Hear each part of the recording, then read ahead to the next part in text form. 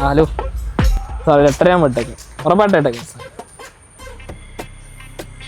ആരാ മാനേജർ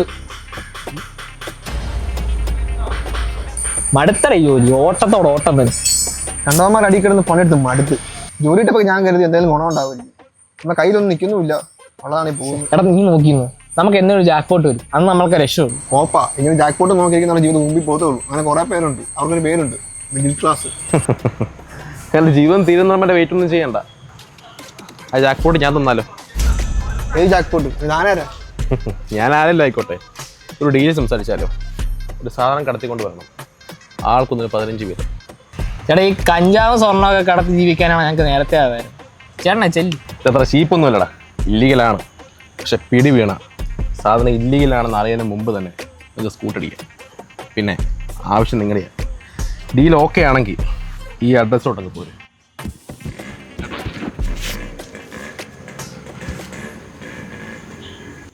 എടാ വലിയ ഏതോ മനുഷ്യനാണെന്ന് തോന്നുന്നു, സൂക്ഷിച്ച് കണ്ടൊക്കെ ഒന്ന് ഡീൽ ചെയ്യണം.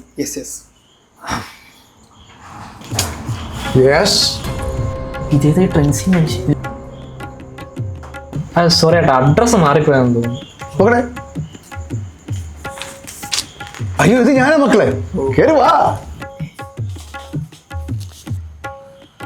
അല്ല അപ്പൊ ഈ അപ്പച്ചൻ എന്ന് പറഞ്ഞതും?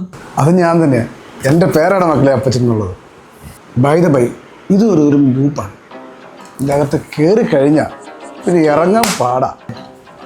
കാശിന് കുറച്ച് അത്യാവശ്യമുള്ളതുകൊണ്ട്. അതെ, എവിടുന്ന് ഏത് വെള്ളിമൂലം കൊണ്ടുവരണമെന്ന് പറഞ്ഞാലും ഞങ്ങളോട് തരാം. വെള്ളിമണ്ണ് കൊണ്ടുവരിക എന്ന് പറഞ്ഞാൽ ഇതിന് എളുപ്പം.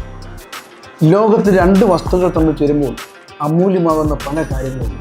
Like Laila and Majnu.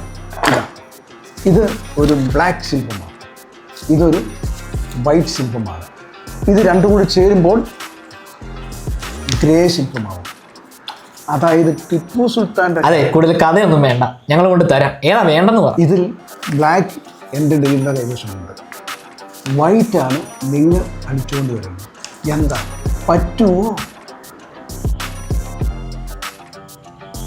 പറ്റും.